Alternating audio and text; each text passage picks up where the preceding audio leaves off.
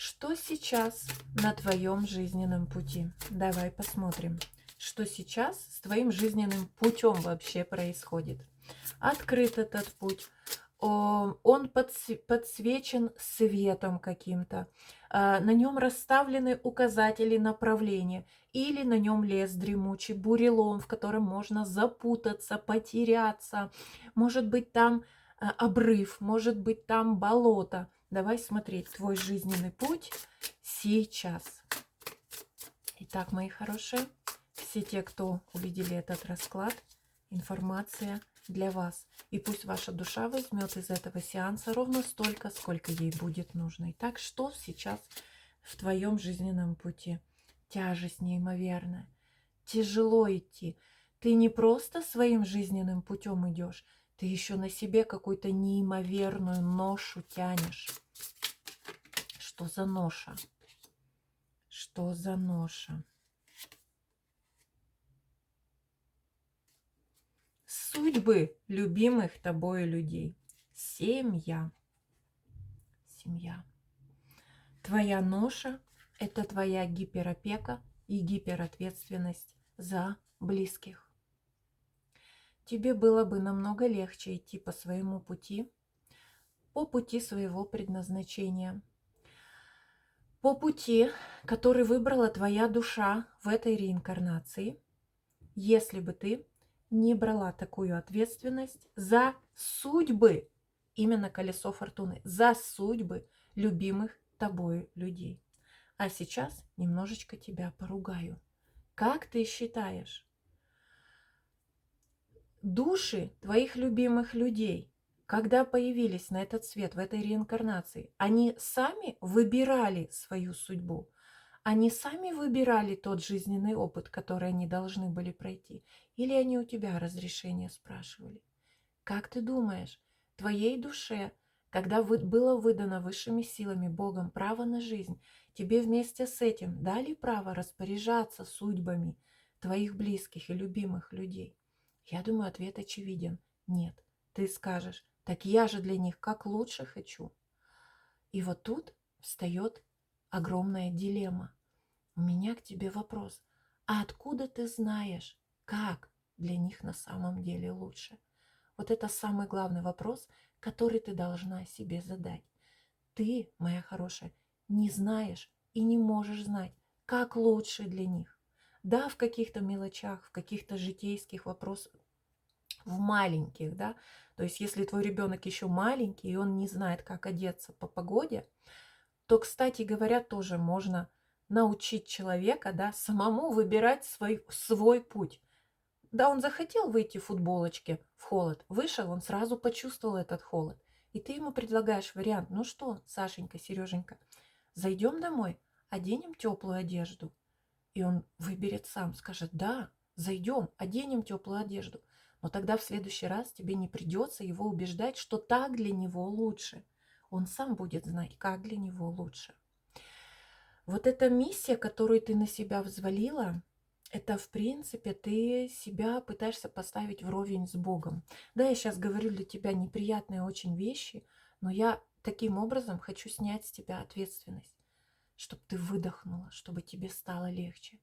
На тебе нет миссии Бога, на тебе нет ответственности за судьбы всех твоих близких и любимых людей. Нет ответственности. Да, как мама, ты должна дать опеку и защиту детям, пока они несовершеннолетние, допустим. Но это тоже не должно быть выглядеть так, как ты решаешь за них их судьбу.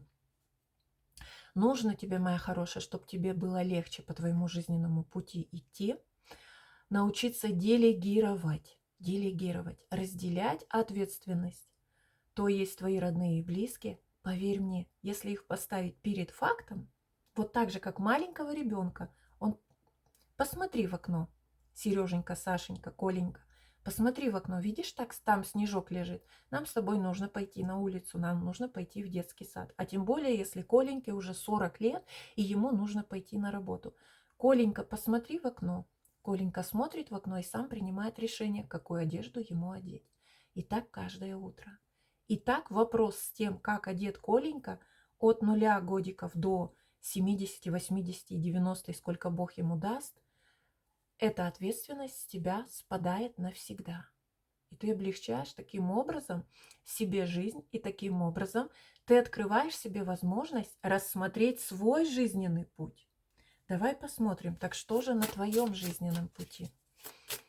Если ты еще не выключилась, если ты еще не отключила это видео и продолжаешь его смотреть, то это видео точно для тебя. Итак, что же на твоем жизненном пути? Ты ищешь свой путь, ты ищешь свой жизненный путь через осознанность. Какие подсказки тебе прямо сейчас дают высшие силы? Ты, моя хорошая, перестраховываешься и слишком ушла в голову. Слишком ушла в голову. То есть ты сейчас пытаешься жить и выстраивать свою жизнь, идти по своему жизненному пути через ментал. Почему так происходит? Ты от чего-то себя, моя хорошая, пытаешься застраховать. Застраховать. Не повторить какие-то прошлые ошибки, не испытать уже пережитую тобою боль, не попасть снова в болезненные для тебя ситуации, обстоятельства, отношения и еще что-то подобное. Но я тебе могу сказать, радость жизни невозможно прочувствовать, если не позволяешь себе чувствовать. Если ты живешь только из головы, никогда не погружаешься в свои эмоции, то есть не никогда, а стараешься не погружаться в свои эмоции, ты их как бы отрицаешь, потому что мечты доведут до беды, эмоции уведут не в ту сторону, а разум, он никогда не подведет. Да, возможно, разум не подведет тебя при переходе через дорогу, но разум может тебя не подвести при выборе партнера, оценить его хотя бы с точки зрения, внешне, визуально оценить с точки зрения адекватности. Но если ты не будешь погружаться в сферу чувств и эмоций, будешь игнорировать, да? Голова профессора Доуэля жила отдельно от тела только в кино. Только в кино. Поэтому через один ментал, живя, ты себя лишаешь радости жизни. И если ты смотрела предыдущие видео на моем канале, на психологическом канале, пока он называется непривычная психология или необычная психология, а как мне даст переименовать, я его назову популярная психология. Этот канал, кстати, если не подписан, еще подпишись. Так вот, там ты могла увидеть видео про спазмы, про головные боли, про спазмы сосудов, про состояние слабости. Вот спазмы сосудов, проблемы с сосудами вообще и артериями, и может являться следствием того, что ты не умеешь, не можешь радоваться жизни или сама себе просто не позволяешь. Умела, но запретила в какой-то момент по разным причинам, по разным факторам. Что еще тебе хотят передать высшие силы? Во-первых, совет передали: мы живем не только головой, мы спускаемся сюда. Я сейчас чувствую в горле напряжение. Это твои страхи. Страшно спускаться, да, в сферу эмоций. Давай тогда посмотрим у высших сил совет, что поможет тебе побороть страх, вернуться в сферу эмоций, из которой ты ушла по каким-либо причинам, заблокировала эту сферу, или войти в нее, если ты и не помнишь себя в состоянии, когда ты с чувствами жила. Да? Давай, что тебе может помочь, мнение высших сил? Признать ошибки, признать проигрыш, признать поражение. Что ты сделала? Чтобы пережить свою боль, которая с тобой в жизни случилась, собрала волю в кулак, себя в кучку, поплакали, покакали и вперед. Да? Не дала волю своей слабости, не дала сама себе пережить и прожить эту боль. Возможно, ты даже до конца не можешь себе признаться в том, насколько тебе было больно, насколько тебе было обидно, насколько для тебя это было травматично. Не хочешь признавать этот болезненный опыт. Что тебе может помочь? Просто проговори. Я признаю и принимаю этот болезненный опыт, который произошел в моей жизни. И я признаю и принимаю, что этот человек, те люди или та ситуация, или то событие, каждый из вас примерно должен ощущать и догадываться, о чем здесь речь. Это можно проговорить или просто так и проговори. События мои люди, ситуации и люди, которые в ней встречались, причинили мне сильную боль. Я признаю это и принимаю. И похоже на то, что я теперь боюсь снова испытать эту боль, если позволю себе чувствовать. И если позволю себе признать, что это в моей жизни случилось, и это очень сильно меня ранило и травмировало. И что на самом деле это обошлось мне более дорогой ценой с точки зрения моей психики, с точки зрения моего эмоционального и физического состояния, чем я это признала, чем я это приняла. Я признаю и принимаю этот болезненный опыт ровно по той цене, по которой он мне достался, и даю ему место. И с сегодняшнего дня я хочу попробовать дать своей душе возможность снова жить эмоциями. Потому что на это у меня есть право, данное мне по рождению. Вот так вот, мои хорошие. На этом я буду заканчивать мой расклад. Жду ваших лайков, подписок, комментариев, дизлайков. Высказывайте любые свои мнения, любое ваше мнение мне интересно, познавательно. Все люди разные. Расклад окончен. Кто не хочет слушать болталку, можно выключать видео. Я с вами попрощалась. До новых встреч. Пока-пока. И вот единственное, что я хочу сказать по поводу тех людей, которые, ну хорошо, побывали на моем канале, посмотрели видео, и им не понравилось, им не зашло. Кто-то культурно уйдет, так скажем, чушь, ерунда, все, больше не буду ее смотреть. Кто-то захочет оставить гневный или раздраженный комментарий. Это, в принципе, логично. Да? Это даже, скажем так, нормальная, естественная человеческая реакция. Реакция происходит в силу вашего характера, вашего темперамента. Кто-то просто пройдет мимо, если не понравилось, я имею в виду, кто-то выскажется. Но обратите внимание на себя те люди, которые пишут вот такую фразу. Смотрю ваши расклады, посмотрела много ваших раскладов, или все время смотрю ваши расклады, и все они мне не нравятся. Потому-то, потому-то или потому-то. Вы такая-то, раз такая-то, или вот вы то так, не так, это не эдак. Но главная цитата, на которую имеет смысл обратить внимание, все время смотрю ваши расклады.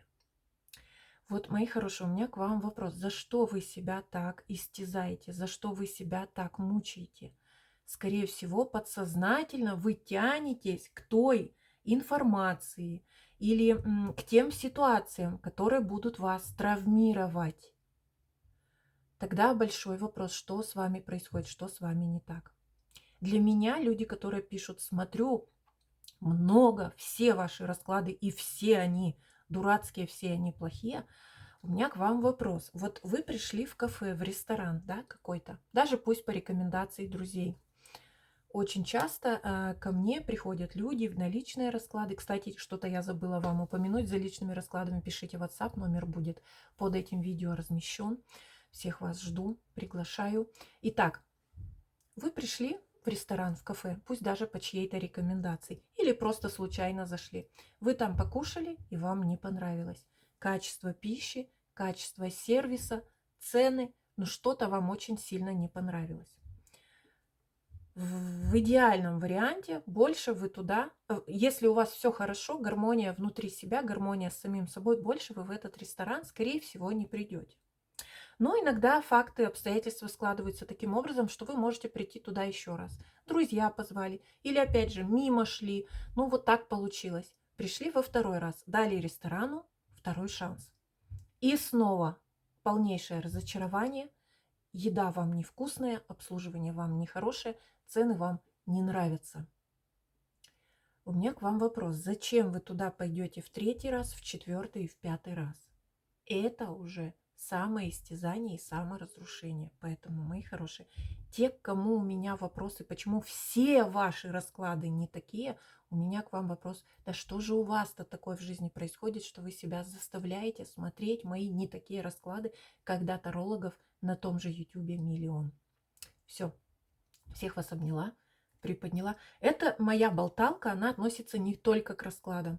а к тому, что мы часто в жизни себя заставляем, почему-то приводим в те ситуации, в те события, в те отношения, в которых нам плохо. И мы уже пробовали, мы знаем, но все равно туда идем.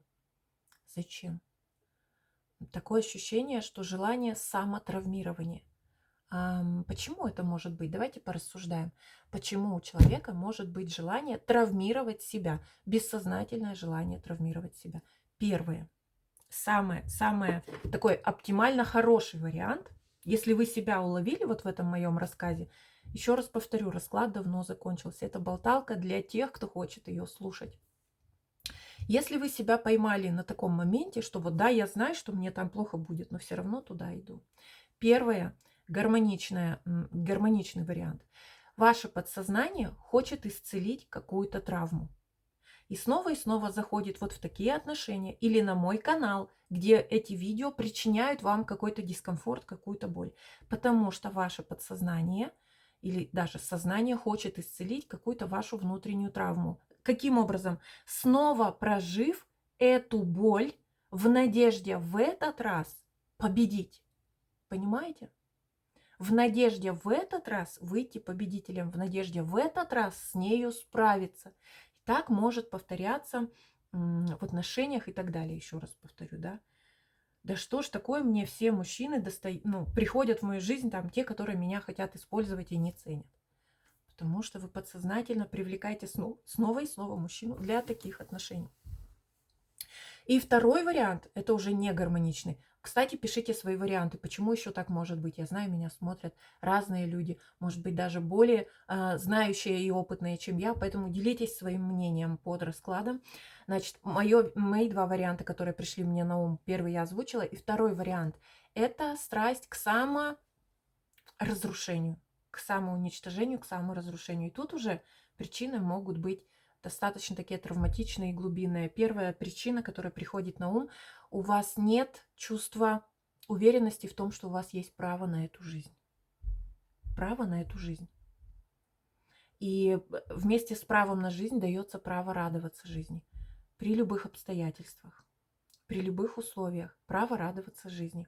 Несмотря на то, что происходит вокруг вас там. Если у ваших каких-то там знакомых или даже близких людей что-то в жизни не складывается, а у вас хорошо, не так плохо, как у них, или даже хорошо, вы не можете радоваться жизни, потому что вы не можете себе этого разрешить.